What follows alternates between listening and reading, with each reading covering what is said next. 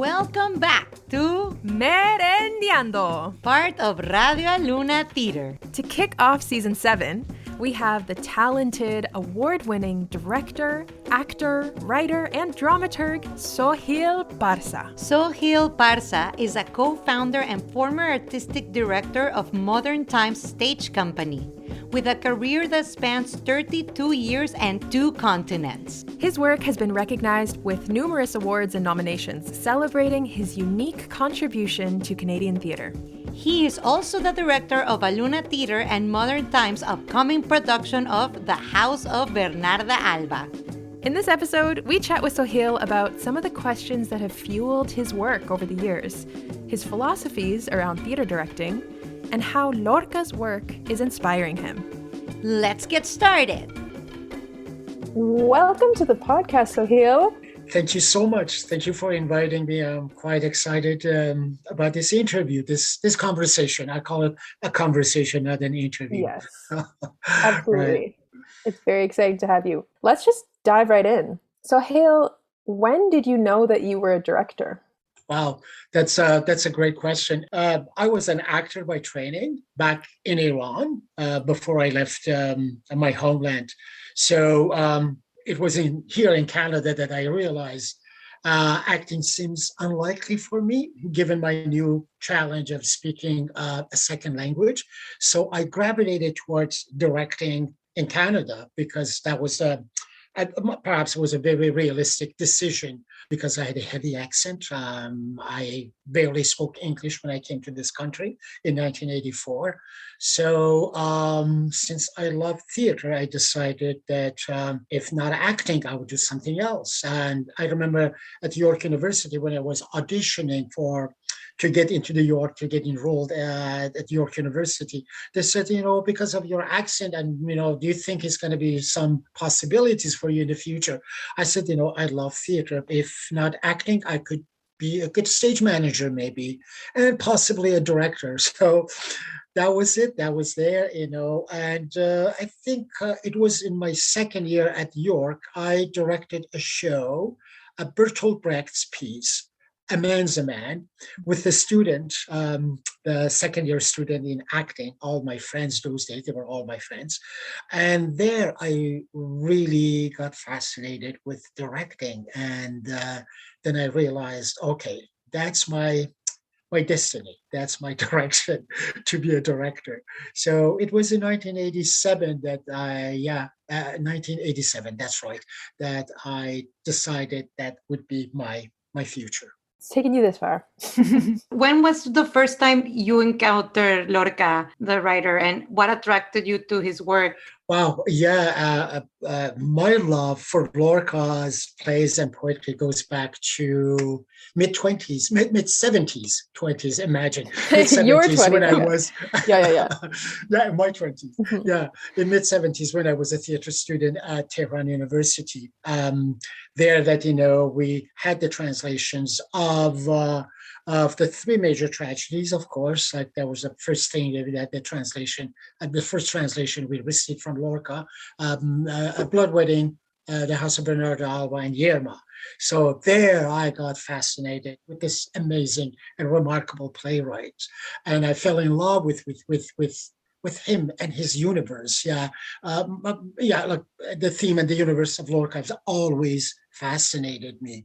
His vast artistic imagination, his unique theatrical style that confronts naturalism, and his compelling, remarkable female characters has always fascinated me. So that was a place that, like back home in Iran, I got familiar with him. And I always wanted, as an actor, I wanted to play in his, to be an actor in one of his plays. I wanted to play Leonardo when I was younger, but I never got a chance to play that part. So when I came to Canada, I was seriously thinking since 1989, where I co-founded Modern Times Stage Company, I was dreaming to do the 3 tragedies, the 3 plays, major tragedies by Lorca. So I've managed to do Blood Wedding, and this is The House of Bernarda Alba, and hopefully in the future I would do Yerma, I hope. Wow. That's amazing. It's been in your heart for for years, years. germinating. Absolutely. Absolutely. As I say, like, is there like a lot of like a strong connection in the Iranian community, in the Iranian artistic community with Lorca. It's very close to the Iranian culture, like the whole concept, Mm. the poetic aspect of his work is really like, it's fascinating to many Iranians and Iranian artists. So yeah, it goes back about Wow. around, like I would say, 45 years that I know Lorca. Yeah. And can I ask you a follow-up to that? Like, what is similar, do you see, like in the Iranian culture that you just described and the universe of Lorca? Like, what is a similarity, an example of a similarity? Uh, that's interesting. First of all, like, Persian language, Farsi, they call it Mhm. Farsi or Persian, is extremely poetic. So the first thing that happened, like the translation of Lorca's poems by one of the greatest poets of Iran, because he knew like Spanish, English, and German. So the first translation of his poems happened by this Iranian poet, and it was like fascinating. Everybody's noticed a lot of similarities in terms of imagery, in terms of like, what do you call it? Even culturally, I found it like, they found it a lot of similarities. And both Blood Wedding and House of Bernarda Alba, these two plays that I've been working on, it is like associated a lot with the oppression of women, about the society, the societal law, and what is happening, what is happening in Spain in those days and what was happening in Iran. There was a lot of similarities, especially about like, Mm. the women's character and the struggles that the female characters are going through. There's a lot of similarities between like the Iranian society and the Spanish society at the time of Lorca, those days, in the early Mm. 20th century. Yeah, that's beautiful. In a previous interview, you have said that there is a great tradition of translation in Iran, and you mentioned that like when you first encountered Lorca, it was through these really great translations that you really connected with. So I'm just wondering, what do you mean by that? Like this great tradition of translation? I'd love to hear more. Anything you have to share about that? Yeah, like, what I mean by the great tradition of translation, most of the important Western plays by the Western playwrights have been translated into Farsi, including Lorca. So from Shakespeare to like, like a classics like Shakespeare and Moliere, comes to the contemporary 20th century playwrights like, Beckett, UNESCO, Harold Pinter, Tennessee Williams, Arthur Miller, as an example. Lorca, it's been translated like, vastly, like not just like, one or two translation. For example, the translation of the House of Bernarda Alba, at least we have like 5 different translations of this play by 5 different Mm. translators, each a bit different. Everybody has a different approach. Mm. So yeah, exactly. Like, when we look at the translation of House of Bernarda Alba in English, we have at least like 5, 6 different translations.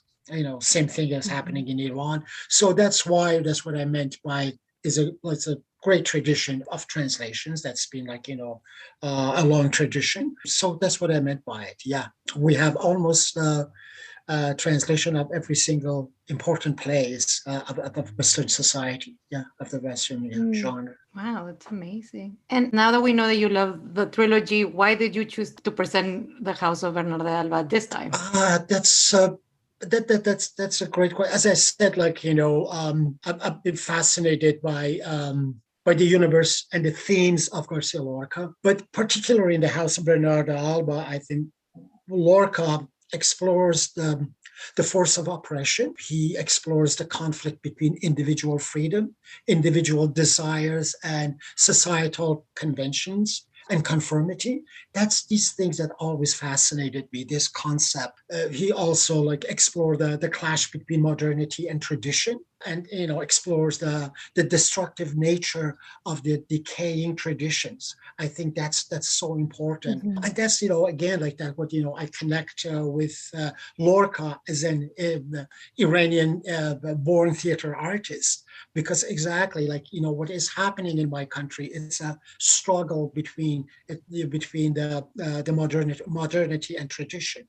And I think this is it's a very important concept. It's a very important theme in most of like Lorca's plays that, all these things, this is happening in this, it belongs to dated traditions. Right. And Lorca himself was as a victim of that deadly and decayed traditions as being a homosexual. He had to fight, he had to just confronted that society constantly, because it's his time that it wasn't accepted at all.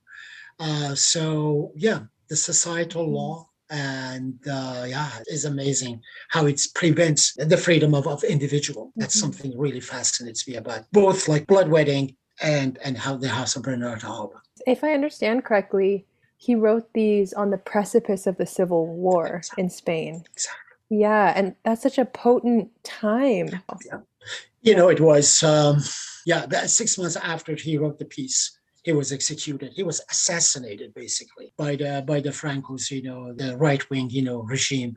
And so at the same time, I think in the House of Bernarda Alba, we notice it's kind of foreshadowing the appearance of fascism. What is happening in that household with Bernarda, it is a fascist. It's a fascism. It's like, and he's kind of, because, when I think about it, like fascism, like, Nazism, and there's all these like stupid like things that are happening around the world. These leaders don't fall from the sky. It's been created by us, by the people, by the society. And I think that was, you could see in that household, the way Bernarda Alba manages and tries to control the sexuality of their daughters, the freedom of their who they are. And then you say, I think Lorca was anticipating, foreshadowing the appearance of fascism. That's what I think. Wow. Juicy. In your history of work and in this production, a beautiful, unique characteristic of your body of work is that you work with actors of all different backgrounds and welcome intercultural just experience into your shows. And we're really interested on how you build semiotics into your work. Semiotics, from what we understand, is creating meanings beyond the verbal, like the non-verbal aspect of theater. And I'm just wondering, what is your definition of semiotics, and what's the process like of building it in your work? I know that's a huge question, but it just seems like so important. It seems like such a Soheil thing. Yes, it is, But thank you. It's a great question. Is that we can talk about semiotics for hours, of course. It's such a interesting and sophisticated concept in the world of the theater.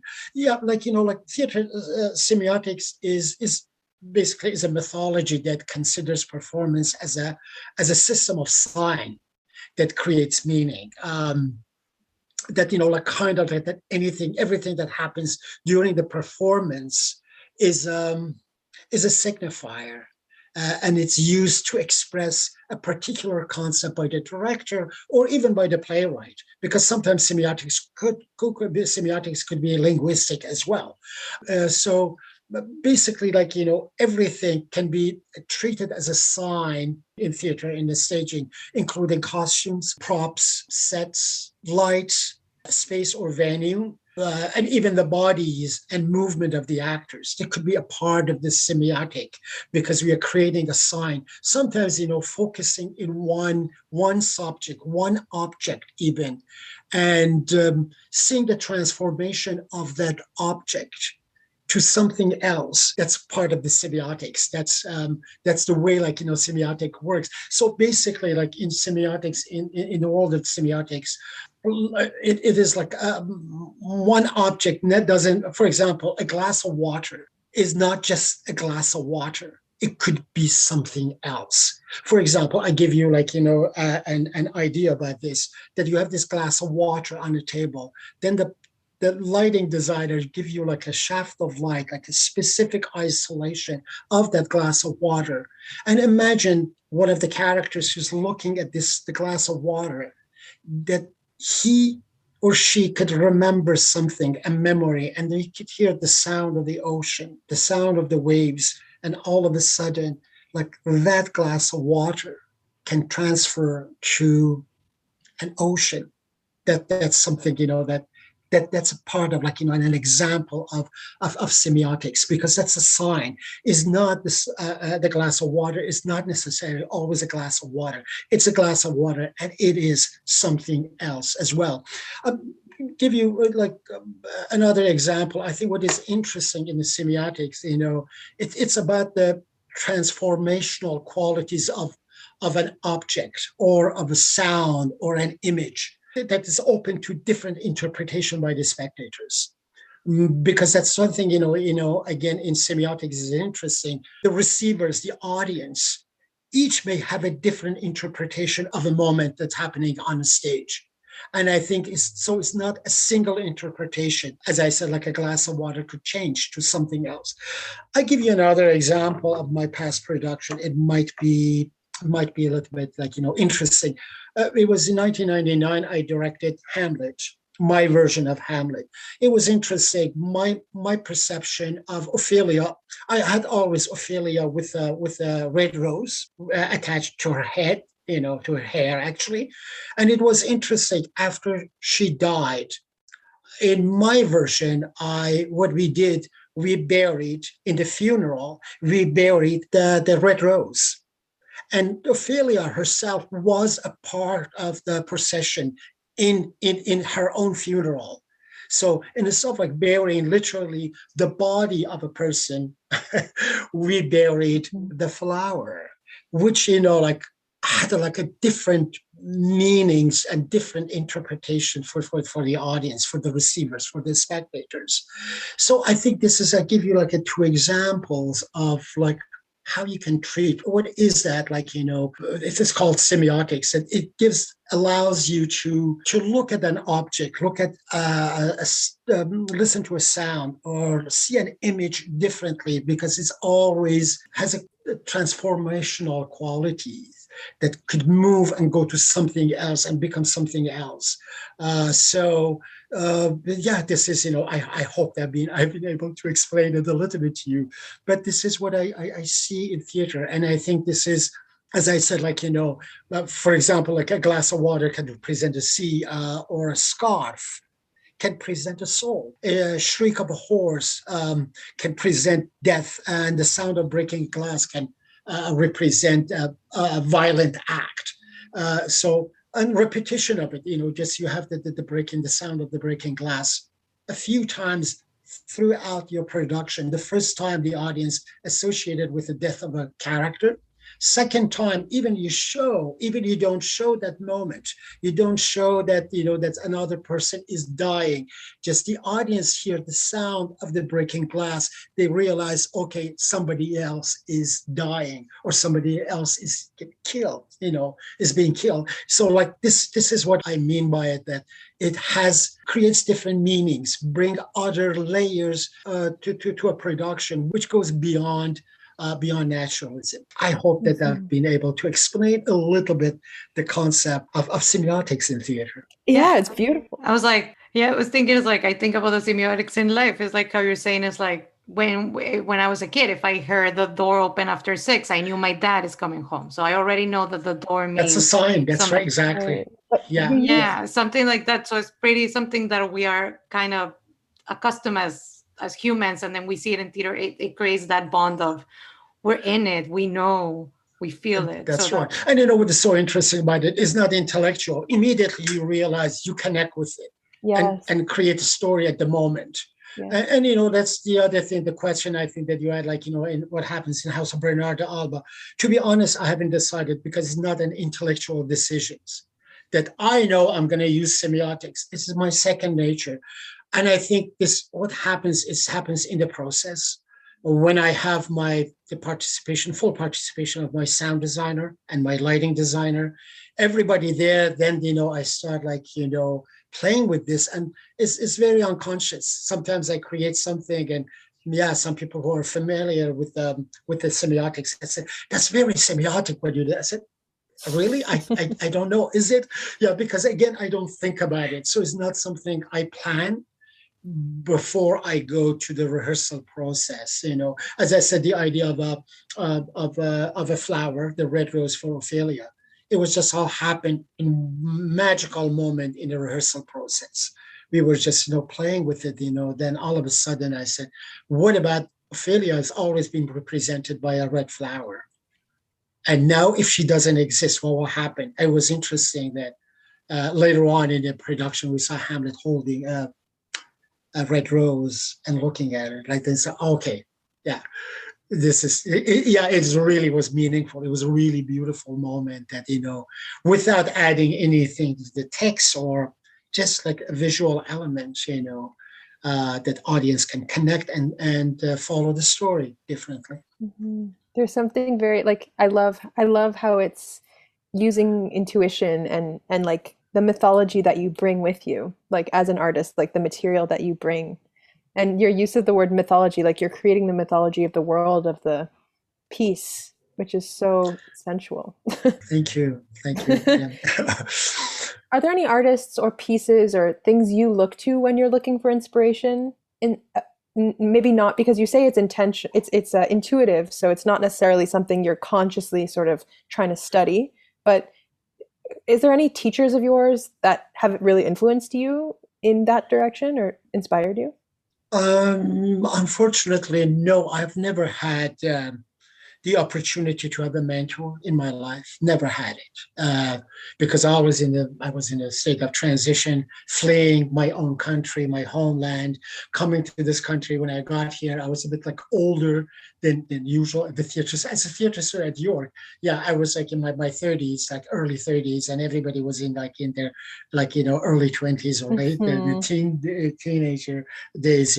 So it was interesting. I never got the chance to have a mentor, to work directly or get influenced by a mentor. But what happened, I studied a lot. I read a lot. It's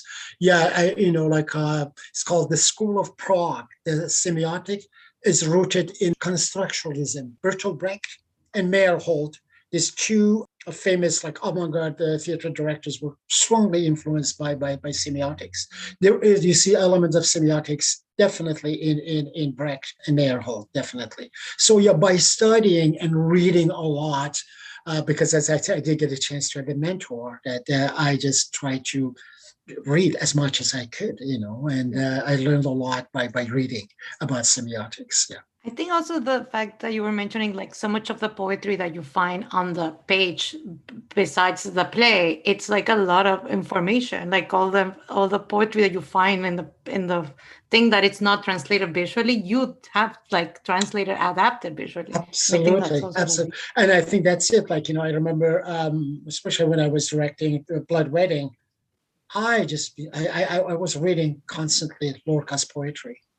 It was not connected to the piece, but I needed to read and understand his universe. Mm-hmm. And the whole concept of the horses, the image of horses constantly, in most of his poetry, horses, they're there, they exist, and the concept of death is death is everywhere in Lorca's play, as if he was foreshadowing his own death as well. He was very young that he was executed by the Franco's regime. So you're right. A lot of those elements, the semiotic elements, the signs and ideas coming from his poetry. Yeah. So rich, the world. We read a really beautiful article in Intermission magazine, which had some amazing pictures, Soheil. Oh my gosh. Please, anyone who wants to see some amazing pictures of Soheil's cat, please check out the Intermission article. And in that article, you said that your current dream is to work as a freelance director. What kind of projects would you like to work on now that you're a freelance director? There are many plays that I've been dreaming to direct, in the past 32 years when I was at the AD, Artistic Director of Modern Times. But of course, at Modern Times, for budgetary restriction, I was limited to one production a year. So I couldn't do more than one production a year. And while I had all these ideas, all these plays in my head that I wanted to direct, as I said, I couldn't just do one Lorca 1 year, and then because it's like a big cast. It would have been very expensive for the company, small company, to constantly, produce like big show, like big cast, productions. So that's why I have a lot of ideas. I have a lot of plays that I would love to direct. So I hope I would get the chance to direct some of my dream plays and dream projects in other theater in this city, in this and other cities in this country. I think I would like to offer a different look at the classics. I love the classics. I grew up with the classics. I'm fascinated by the classics. And so, that's my dream. Hopefully, I'll get this opportunity to direct for other theaters in this country. Amazing. Well, I can't wait to see it. It's going to be great. Yeah, you've talked about Lorca's positioning around fascism and like the creative kind of diving into some archetypes that live in that experience. Right now, we are all living in a moment of just global upheaval and unrest and militarism. We'd love to hear your thoughts on the role of art and theater. If you have any thoughts on what you see in this moment right now, theatrically.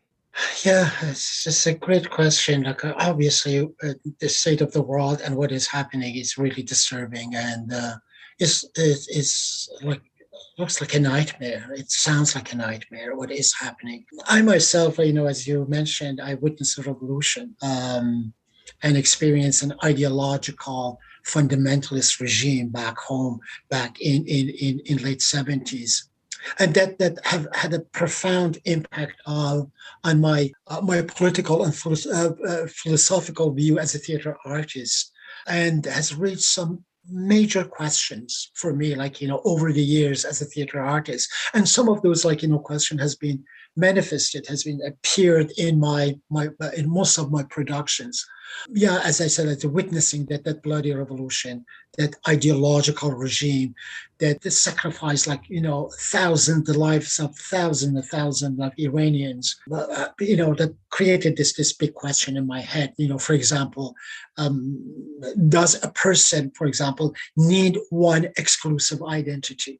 Because this is somehow when it comes to the revolution in Iran, it was all about identity. Because it was a religious, revolution. So they were talking about their Islamic, that Muslim identity. Then, that was my question. That question has started from that point. Does a person need an exclusive identity? Why are we passionately attached to our birthplace, ethnicities, religious or national identities? This question has always been with me. Even we have identities that even just we inherited them and not chosen them. That's a big question for me. For example, another question is what makes someone your enemy? Right now, look at the Ukraine situation. Who is the enemy? Why? What is this? All of a sudden, a nation become your enemy, and who creates that enemy? What does it mean to fight or die for one's religious or political ideology? What is that? As you say, there's a lot of question. As an artist, I don't have an answer. I refuse to prescribe or have a prescription for humanity and say, this is the way of you. You have to just, live. This is my way of, this is my prescription for humanity. I don't have that one. As an artist, when I see this violence, this historical cycle of war and intolerance and violence is happening, I have all these questions, and I don't have a clear answer for any of them. But I allow myself as an artist to ask the questions. Right. So yeah, that's my position with what is happening around the world, which is very, as I said, disturbing. It is look like a nightmare, and I'm not sure, how long, humanity will continue like this. Sometimes, people ask me, if I believe in humanity in the future. I said, look, to be honest, in the short term, I'm not an optimist. I don't think so. In the long term, maybe 300-400 years down the road, maybe something positive happened. But in short term, I'm a little bit disappointed. I refuse to give false hope to, as a theater artist. That's another thing I want to say. I refuse to give false hope to people, to my audience. Oh, there's going to be beautiful things are going to change. Oh, yes, I trust humanity. But my understanding, what I'm trying to say, as long as humanity insists in its stupidity, I don't think that we will see a bright light at the end of the tunnel pretty soon.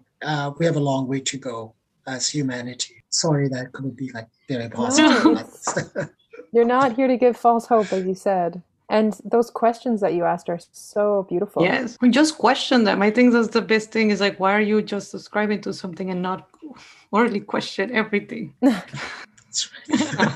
When it comes to exactly was talking about the House of Bernarda Alba, a big question: what is this? Because genuinely, Bernarda is not a fascist. She loves her daughters. She loves them, but she thinks that's the right thing to do.